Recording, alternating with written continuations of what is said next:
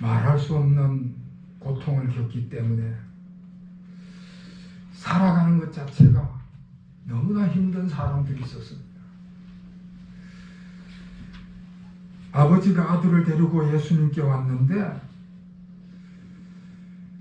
이 아들이 귀신에 사로잡혀가지고 말도 못하고 시시때때로 간질 증세가 나타나가지고 아주 힘들어하는 그런 아들입니다. 어느 날 갑자기 귀신이 역사를 하면은 말할 수 없는 고통을 겪게 되는데 불에도 뛰어들고 물에도 뛰어들고 그래서 늘 생명의 위험을 당하는 그런 아들이었습니다. 귀신에 사로잡히니까 귀신의 지배를 당하니까 자기 의지와는 관계없이 그렇게 고통을 겪고 아주 위험한 지경에 처하게 되는 것이지요. 그러기를 어릴 때부터 오랫동안 고통을 겪었기 때문에 본인도 말할 수 없이 고통스럽겠지만은 그 가족들도 말할 수 없이 고통을 겪는 것이지. 아버지가 그 아들을 볼 때마다 너무 고통스러웠습니다.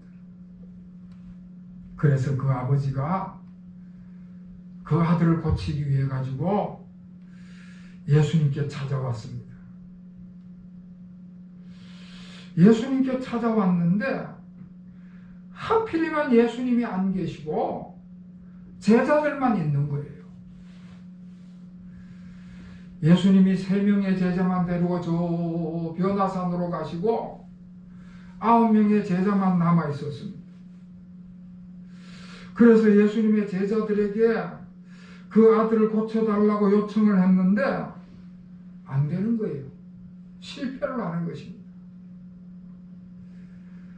그동안에 온갖 종류의 실패를 다 겪고 이제 마지막으로 예수님을 찾아 나왔는데 여기서도 실패를 하고 나니까 낙심이 되고 좌절이 되고 이루 말할 수가 없는 것이지.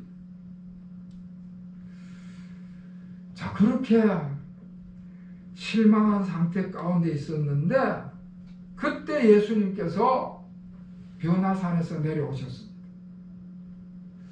그러니까 이 아버지가 너무나 반가운 마음으로 예수님 앞에 자기 아들의 상황을 쭉 설명을 하는 것입니다. 그러면서 22절에 뭐라고 이야기를 하는가 하면은 무엇을 하실 수 있거든 우리를 불쌍히 여기사 도와주옵소서 간절하게 말씀을 드렸습니다. 그러니까 다시 말하면 기도를 한 것이지. 우리를 도와달라고 기도를 한 것이지. 무엇을 하실 수 있거든 우리를 불쌍히 여기셔서 도와달라고 기도를 한 것입니다. 자, 그런데 여러분, 그 아버지의 그 간절한 마음은 얼마든지 이해를 할 수 있습니다만은 그 아버지의 기도가 기본적으로 잘못된 기도였습니다. 여러분, 우리가 기도를 할 때요, 기도한다고 그게 다 바른 기도가 아닙니다. 잘못된 기도를 할 수가 있어요. 예수님께 전적으로 의지하고 예수님께 전적으로 순종하는 그런 자세를 가져야 되는데 자기 목적이나 자기 이익을 이용하기 위한 도구로 예수님 앞에 구하는 그런 잘못된 기도를 드릴 수가 있습니다. 예수님은 주인이시고 나는 종이니까 나는 예수님께 전적으로 순종하겠습니다. 예수님께서 하시는 것이 나한테 이익이 되건 손해가 되건 전적으로 순종하겠습니다. 예수님께서 나를 향한 계획이 무엇이든지 전적으로 신뢰하고 따르겠습니다. 그래야 되는데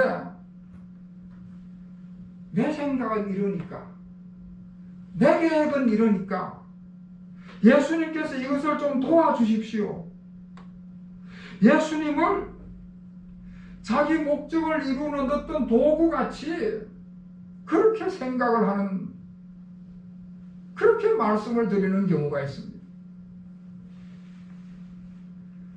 여러분, 기도라고 하는 것은 예수님께 전적으로 복종하기 위해서 드리는 것이 기도인 것입니다. 아멘. 기도가 무슨 도깨비 방망이 같이 무슨 소원이든 기도만 하면 다 이루어진다, 그렇게 생각하면은 그거는 기복적인 신앙이 되고 미신적으로 빠지게 되는 것입니다. 주님께 전적으로 의지하고 주님께 전적으로 복종하는 그런 자세가 없이 자기 목적만 위해서 기도하는 것은 기복적인 신앙이 되는 것입니다.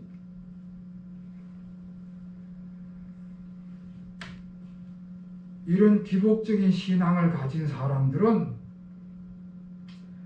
자기한테 이익이 되기만 한다면은 예수님이 아니더라도, 하나님이 아니더라도 어디 가서든지 기도하고 어디 가서든지 매달리게 되는 것입니다. 우리가 가끔 드라마를 보다 보면은 아주 몰상식하게 생긴, 얼굴에 욕심이 덕지덕지 붙은 그런 여성이 자기 집안에 어려운 문제가 생기니까 아이고 하나님, 아이고 부처님, 아이고 신령님 그러면서 싹싹 비는 그런 모습을 보게 됩니다. 이스라엘 사람들이 그랬습니다. 이스라엘 사람들이 하나님을 섬기는 백성이지만은 자기들한테 유리하다고 생각이 되면은 바알신이든 아세라신이든 서슴없이 찾아가는 거예요. 나한테 유리한 쪽이 어딘가, 나한테 이익이 되는 쪽이 어딘가, 바알신이 아세라신이 풍년을 주는 신이다, 그러니까 거기 가서 제사를 지내는 것입니다.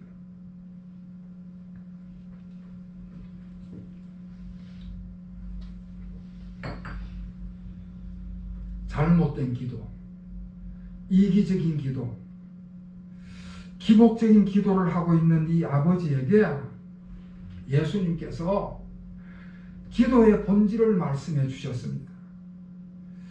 기도의 본질은 믿음이다.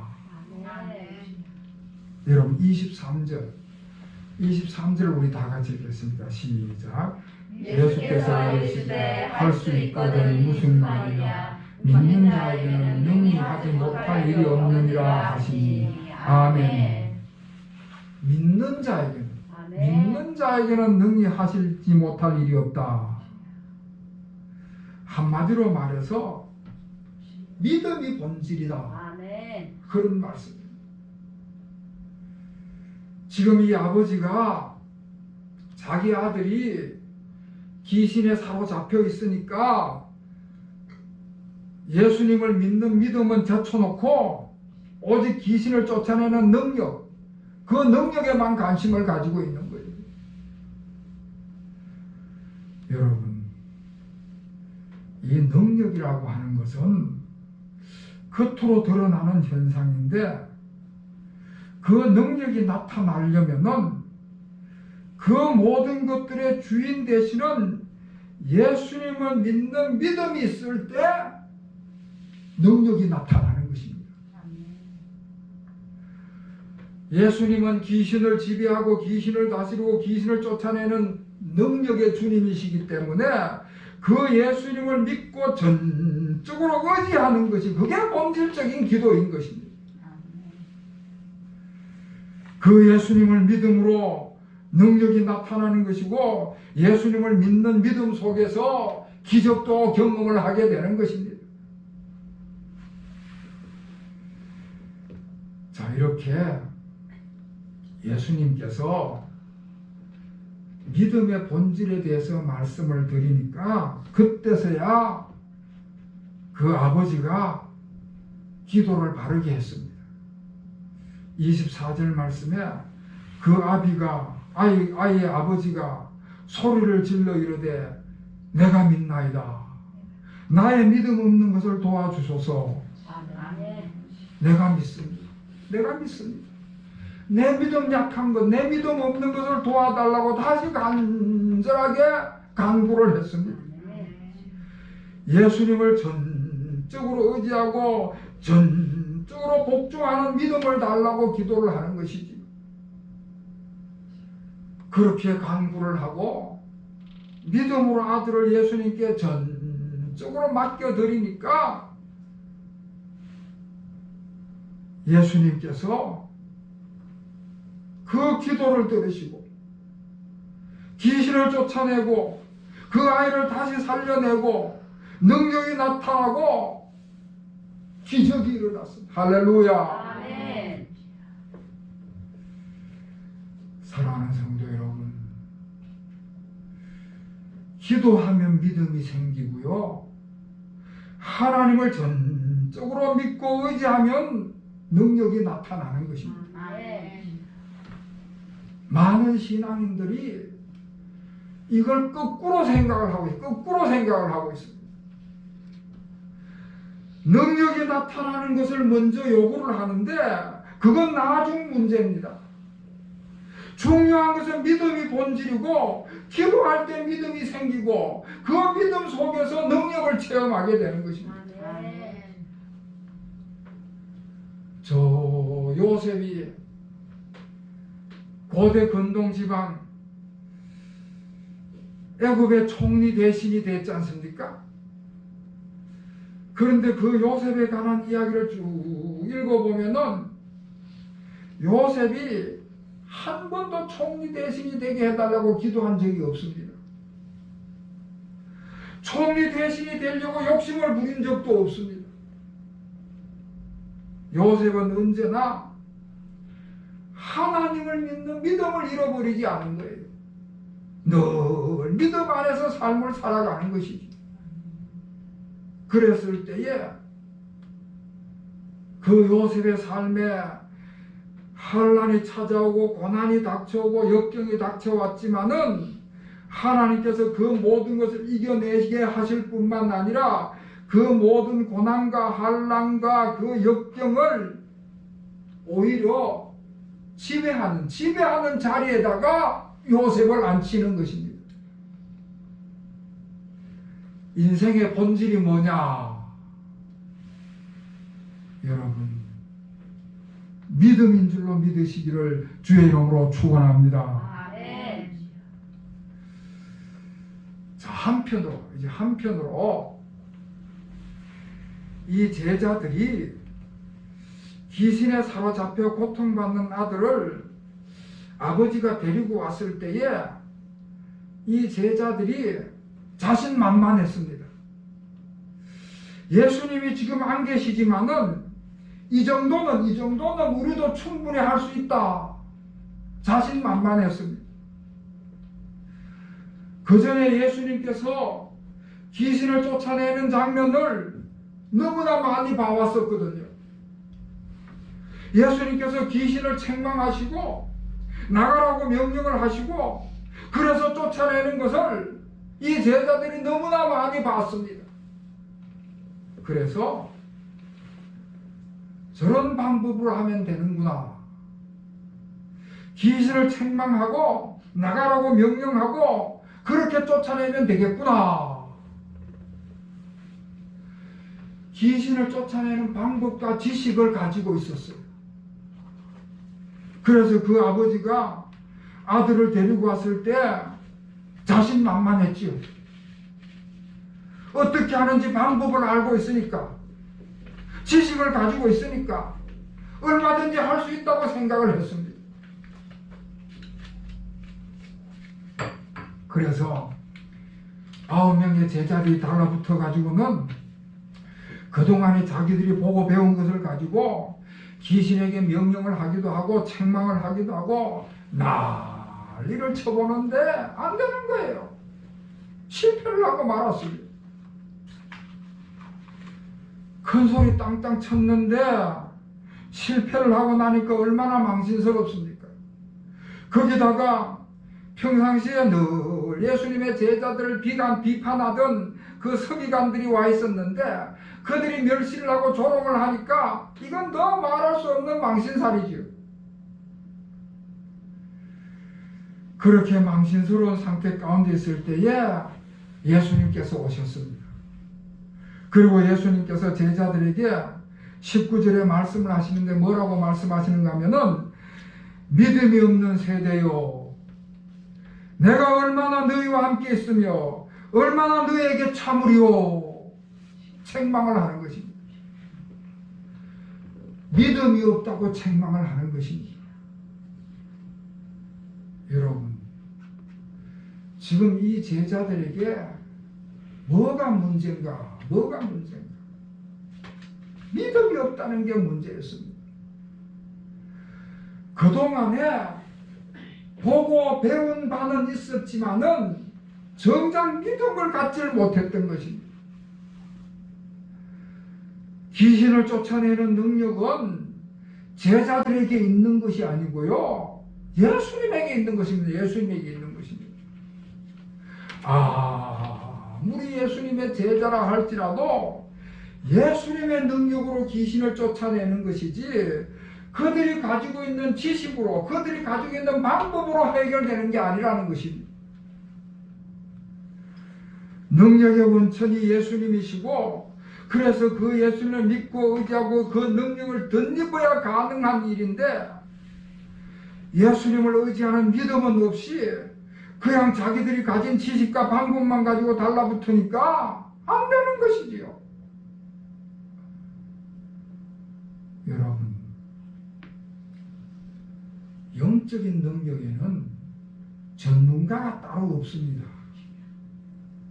뭐 유명한 부흥 강사가 어떻고 사이비 교주가 어떻고 해도요, 사람에게는 영적인 능력이 없는 거예요.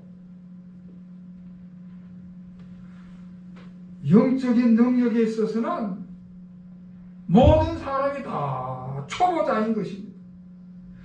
주님께 전적으로 의지하면 가능한 것이고, 믿음으로만 가능한, 믿음으로만. 우리 주님 앞에 겸손하게 무릎을 꿇고 전적으로 주님을 의지할 때 그 믿음 속에서 능력이 나타나는 줄로 믿으시기를 바랍니다. 아멘. 자, 이렇게 귀신 들린 아이를 예수님께서 고치시고 나니까 이제 모든 사람들이 다 흩어졌습니다. 그리고 예수님과 그 제자들도 집으로 돌아왔습니다. 그랬더니 제자들이 조용히 예수님께 묻는 거예요. 예수님, 왜 우리는 그렇게 했는데도 귀신을 쫓아내는 능력이 없었습니까? 그때 예수님께서 대답하신 말씀이 29절의 말씀입니다. 이러시되, 우리 다 같이 읽겠습니다. 시작. 이르시되 기도에 다른 것으로는 영적 존재가 나갈 수 없느니라 하시니라. 아멘. 기도 외에는 이런 것이 다른 것으로, 기도 외에는 다른 것으로는 이런 종류가 나갈 수 없다. 다시 정리를 하면요, 기도가 출발점이고, 기도하면 믿음이 생기고, 믿음이 생기면 능력이 나타난다. 제가 가끔 기도에 관해서 이야기를 할 때 순서가 있다, 과정이 있다, 그런 이야기를 하는데, 우리가 어떤 어려운 문제를 만났을 때 도저히 해결되지 않은 그런 참 어려운 문제에 직면했을 때 기도를 하잖아요. 작정 기도를 하잖아요. 그러면 그 기도가 처음부터 편안한 마음 갖고 술술술술 나오는 게 아니에요.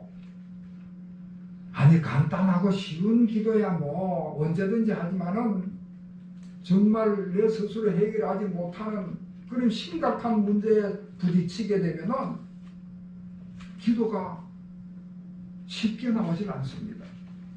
오히려 불평부터 나옵니다. 하나님, 왜 이런 문제가 하필 나한테 생겼습니까? 남들은 다 괜찮은데 나만 왜 이런 고통을 겪어야 됩니까? 억울한 마음이 들어가지고 하나님 앞에 불평을 하지요. 내가 이렇게 열심히 교회 다니고 열심히 신앙생활 했는데 왜 나한테 이런 일이 생겨야 됩니까? 나는 하나님 앞에 할 만큼 다 했다고 생각하는데 하나님께서는 왜 나한테 이 정도밖에 못 해주십니까? 불평이 생기고 원망이 나오지. 원망이 나오지. 그렇게 한참 동안 불평하고 원망을 쏟아놓게 되다는데 그렇게 원망과 불평을 쏟아놓고 오래 기도하다 보면 어느 순간 내가 죄인이다 그런 생각이 들게 됩니다. 성령께서 내 가운데 역사하시면은 내 죄를 생각나게 하시는 것입니다. 내 죄가 생각나고 내 잘못이 드러나기 시작을 합니다. 그러면 그때부터 이제 죄를 하나님 앞에 고백하면서 회개를 하기 시작하는 거예요. 회개를 시작하게 되면은 그 회개를 하는 순간 예수님께서 내 모든 죄를 사해 주시려고 십자가에 죽으시고 그 보혈의 공로로 내가 구원받았다는 사실을 깨닫게 되고 그 사실을 깨달음과 동시에 제사함의 확신을 갖게 되는 것입니다. 제사함의 확신을 갖게 되면은 그때부터 내 인생의 주인은 주님이시다. 나는 오직 주님이 내 인생을 주관하는 나는 주님의 자녀고 주님이 내 인생을 주관하신다. 그게 다름 아닌 하나님 앞에 항복하는 주님 앞에 나를 고스란히 내려놓고 두 손을 들고 전적으로 의지를 하는 것입니다. 이제는 나한테 이익이 되든지 손해가 되든지 유리하든 불리하든 아무 관계없이 전적으로 주님께 맡기겠습니다.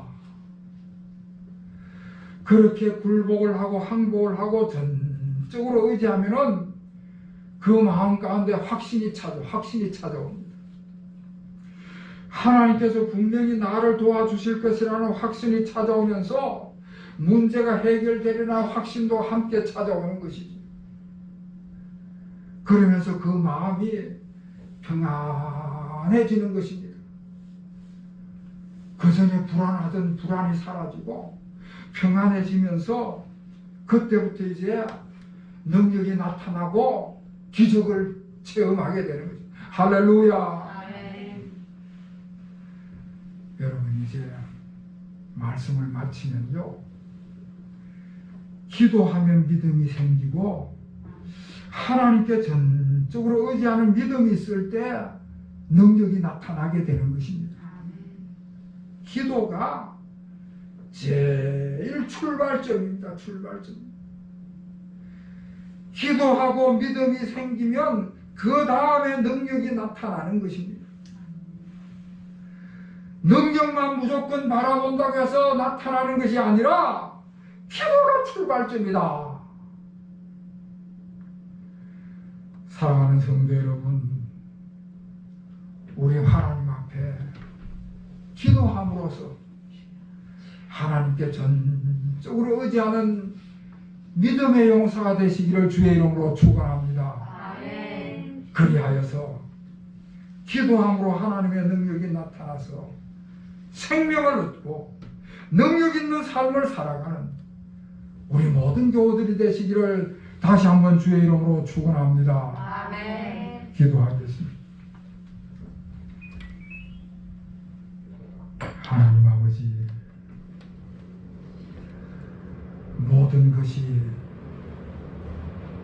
모든 것의 출발점이 기도인데 기도하는 저희들로 삼아 주시옵소서. 문제가 있을 때, 어려움이 있을 때, 새로운 일을 시작할 때, 어떤 선택과 결정을 할 때 기도로 시작하게 하여 주시고, 기도할 때 주님을 향한 믿음이 충만하게 하여 주시옵소서. 주님을 향한 믿음이 생겨서 주님께 모든 일을 전적으로 맡기고 의지하게 하여 주시옵소서. 전적으로 주님 앞에 내맡기고 의지하고 믿을 때 우리 주님의 능력이 내 삶을 통해서 나타나게 될 줄로 믿습니다. 기도하여 믿음이 생기고 믿음으로 능력이 나타나는 우리 모든 성도들의 삶이 되게 하여 주시옵소서. 예수 그리스도의 이름으로 간절히 기도하옵나이다. 아멘.